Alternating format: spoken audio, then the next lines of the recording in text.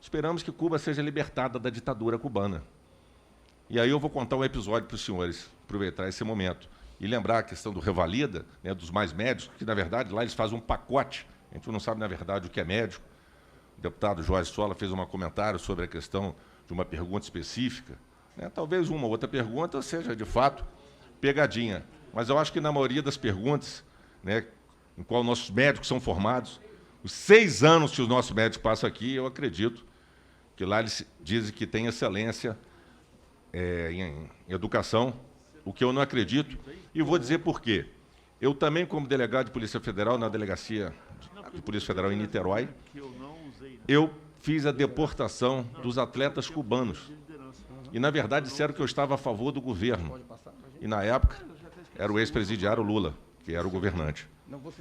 E aí aconteceu, na verdade, eu cumpri a lei, como o senhor falou, eu adoro cumprir a lei. E, na verdade, eu sou um servidor e cumpridor da lei.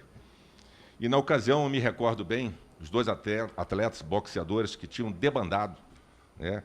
Tem toda uma história à volta, que não tem tempo aqui para estender, o Guilherme Rigondô e o Erisland Lara. E eles foram dado toda a possibilidade, por mim, pessoalmente, ficamos mais de hora conversando para permanecer no Brasil e pedir refúgio se quisesse. O Guilherme Rigondô, que já era bicampeão olímpico, bateu no peito de eu sou cubano, tem 3 milhões de cubanos esperando por mim, eu quero voltar ao meu país para servir. E eu disse, você acha que vai ter essa possibilidade, viu, Éder? Você acha que você vai ter essa possibilidade? E aí, o outro também, na verdade, ele era mais novo, menos experiente que o Rigondô, e embarcou, não quiseram pedir refúgio. É até bom estar esse momento aqui para a gente trazer esse assunto à baila.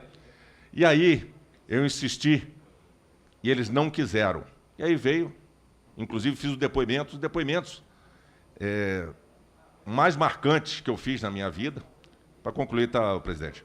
Os depoimentos mais marcantes que eu fiz na minha vida foi o chefe da segurança da delegação cubana, era um coronel, e ele chegou para mim e comecei a fazer certas perguntas, inclusive preocupado com a segurança deles, com a integridade física desses atletas, inclusive tentando fazer que o desejo deles fosse alcançado, que seria voltar a lutar, permanecer como atletas, e com as benesses que ele tem como atleta, né? Na verdade, come um pouquinho melhor e etc. E perguntei também sobre a questão do ensino, que eles eram atletas, mas eles mal sabiam escrever e estavam na universidade. Então, esse é outro fato que chamou a atenção.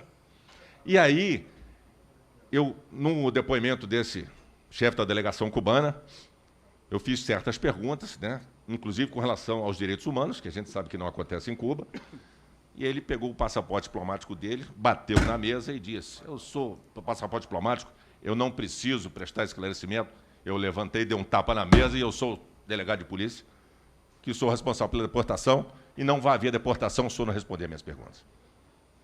Ele se apacientou, voltou e respondeu com compromissos que eu tive de fazer. E, aliás, na ocasião, eu sofri uma série de ataques pela mídia, impressa, televisiva, dizendo que eu tinha favorecido, quando, na verdade, só cumpri meu dever.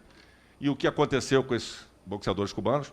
Voltaram para Cuba e foram alijados do esporte, foram punidos, tiraram os pequenos privilégios, vamos assim dizer, lá, de uma casa melhor, de uma alimentação melhor, e acabaram depois os 2 fugindo de Cuba. E não foi a nada, porque eles não eram nadadores.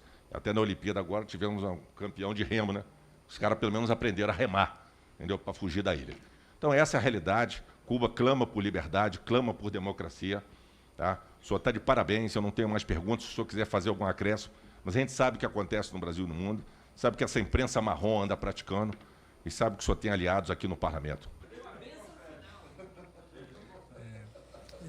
Eu quero agradecer o deputado Felício, a terça, que sobre Cuba, eu quero dizer que desse total de 15 mil, 3.358 cubanos prestaram revalida.